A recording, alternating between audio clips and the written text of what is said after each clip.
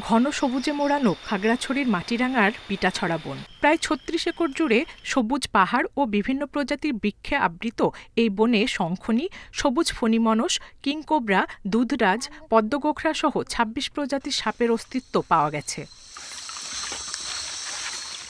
বন সংরক্ষণ, ঝিরিতে সারা বছর পানি প্রবাহ থাকায় এবং শিকার না হওয়ায় বৈচিত্র্যপূর্ণ এসব সাপের আবাস গড়ে উঠেছে এখানে। তবে এসব সাপ কাউকে আক্রান্ত করেনি, বলছেন সংশ্লিষ্টরা।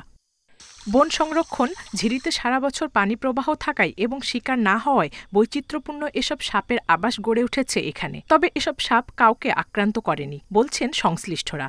পিটাছড়ায় ২৬ প্রজাতির সাপের অস্তিত্বকে ইতিবাচক বলে মনে করছেন সংশ্লিষ্টরা। প্রকৃতির গুরুত্বপূর্ণ অংশ সাপ নিধন রোধে পদক্ষেপ নেওয়ার দাবি তাদের। ইঁদুর, ছুঁচোর মতো ক্ষতিকর প্রাণী খেয়ে ফসল রক্ষার পাশাপাশি চিকিৎসা গবেষণা এবং জীববৈচিত্র্য রক্ষায় প্রকৃতিতে সাপের অবদান অপরিসীম।